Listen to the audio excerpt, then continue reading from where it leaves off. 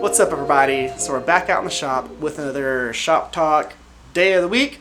So it's Shop Talk Day.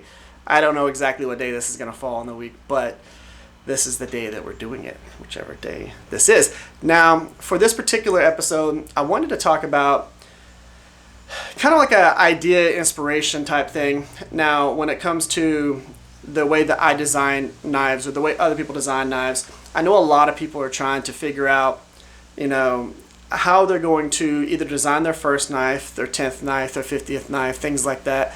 And you have people that are on a broad spectrum of their ways that they design things. You've got the people that are like super engineering brained, so they like really think through the mathematics of the knife design. Then you got people on the opposite end that are like super art driven, as artsy as that knife can get, as crazy and out of the box that it can get. So you have those two, ends of the spectrum, and then everyone in between who's just kind of like a mesh of mathematics and art all the way to the center. So I'm kind of leaning more towards the art side, but I do like the math aspects of it. That really helps within like material management, but a lot of it is me calculating that in my head, not really writing it down and trying to figure those things out. Now, there are times whenever I will sit down and go, okay, I need X amount of steel to be able to forge X size of knife, because I can think through where material is going to get moved in that process.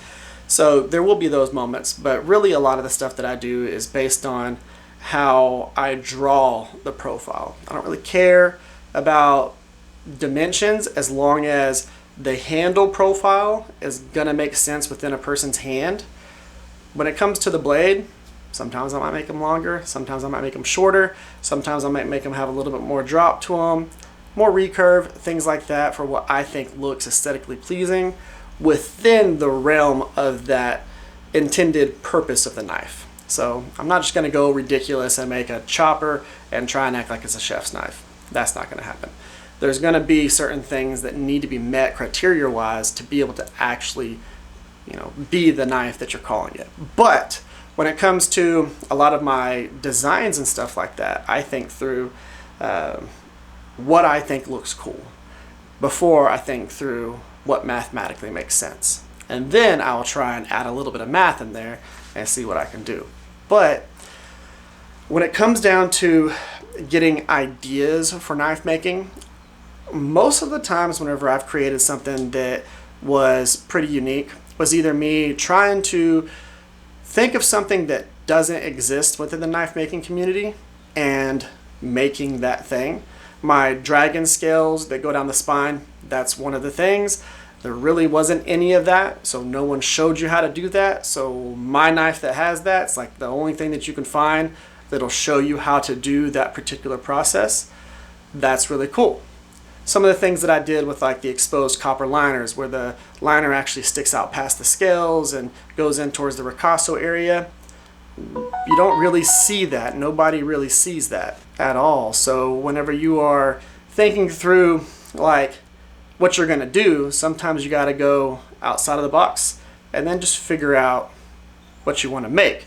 And sometimes you're not going to find the thing or how to do it. You're just going to have to create the process, which is really cool.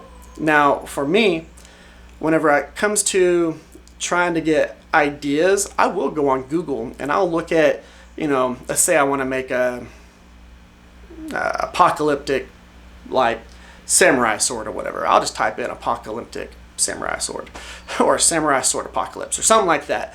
I'll type in that broad statement, see what it spits out, and then I might go, oh, that little thing right there looks cool. Oh, that little thing over there looks cool. This little wrap looks cool. That looks cool. That guard. And I will then take all of those and create my own thing within that combination of what I thought was cool on like 15 different things. I'll create my own combination. Now, one of the things that I really like to do is like what we did this last last live stream that we did on Saturday. We were able to work on Mule Power Forge, Ian, his little blade that we did right here. Now, of course, this was a combination of two of his knives.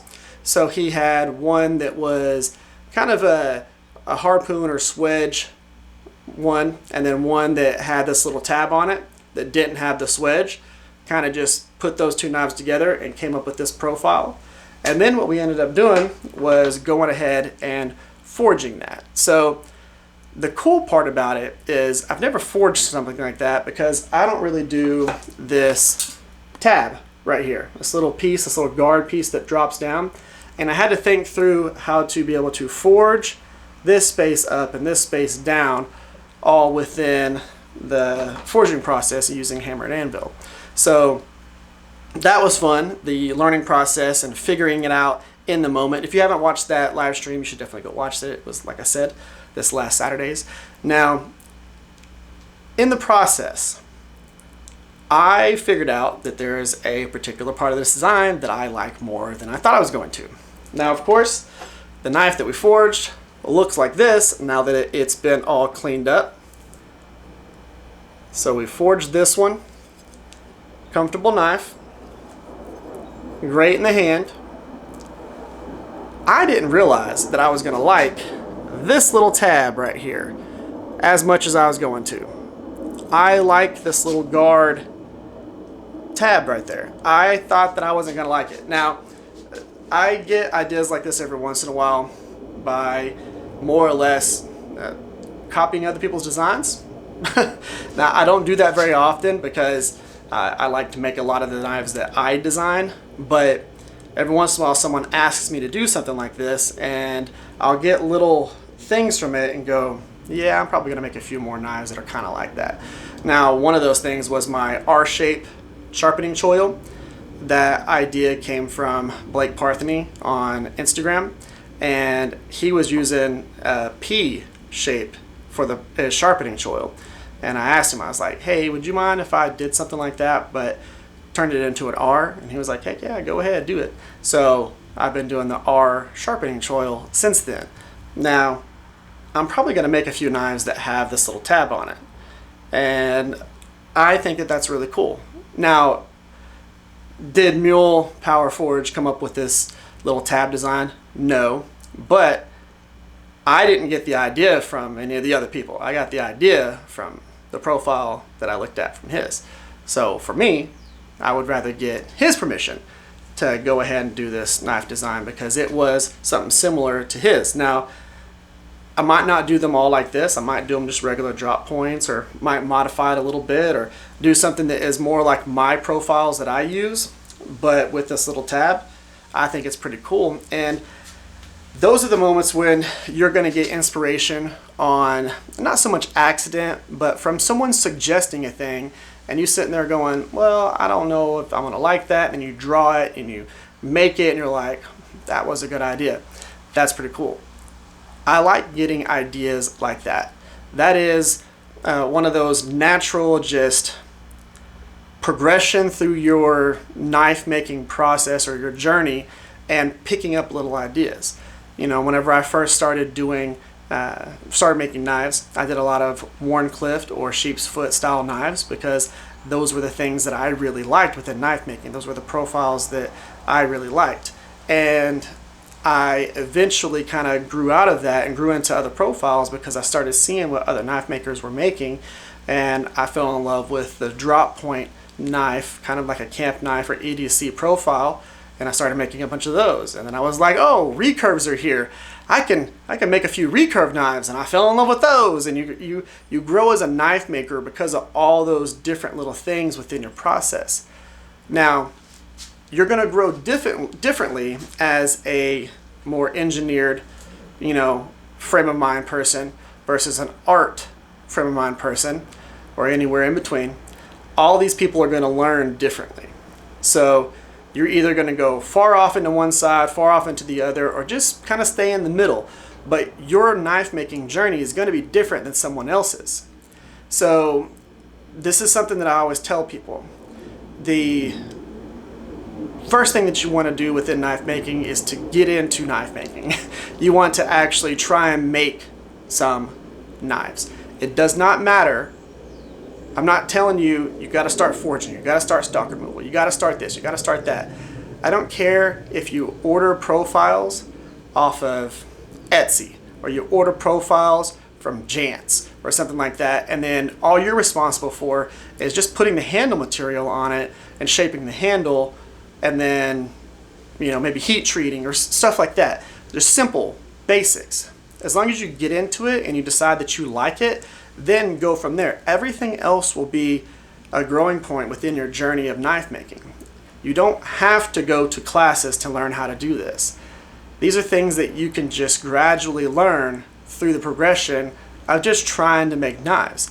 And there's a lot of skills that you're going to learn in the process, because, and I'm not saying that you shouldn't go learn. If you have the ability to go take a class, or you have the ability to go learn from a master smith, or you have the ability to go to a hammer in and all that stuff, that's amazing. But there's a lot of people out there that watch these videos that can't do any of that stuff. They don't have those things close to them. So what I'm telling them is to just get into it and then learn as you go. And don't feel like because someone else is learning faster than you that you're not doing it correctly. Everything happens within your spectrum of learning. The way that you do things and design things and the way you think through knife making. It is what it is.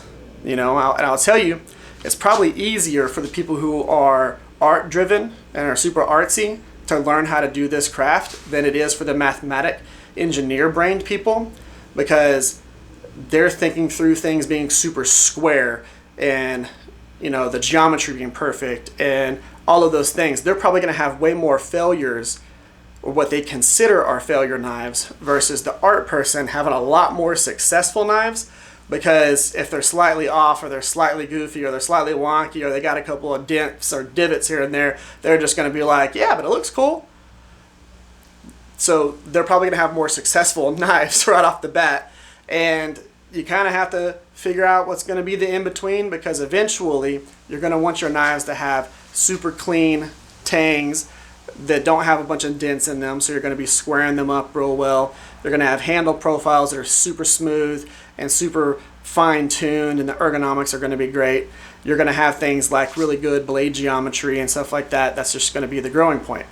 So the way that I always tell people, again, is just get into the process, design a few knives. Doesn't matter which direction you're on, but also don't be afraid to just Google the knives that you like and try some of those profiles, try some of those designs, and kind of then figure out what's going to be the best thing for you. It's the easiest way to get into this, by just doing it. You don't need an anvil, you don't need a grinder, you don't need all that stuff. Whenever I first started making knives, I took my little 1x30 from Harbor Freight grinder, took a few knife profiles that I already had. They were kitchen knives that I had that I wanted to rehandle.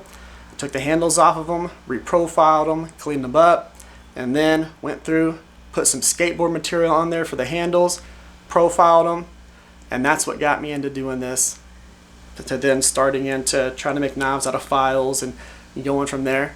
So everybody has their own journey. Just don't be afraid to just start it and get ideas like stuff like this, or your different choils and everything along the way. And then, before you know it, you're a knife maker. You got your own designs and your own ideas.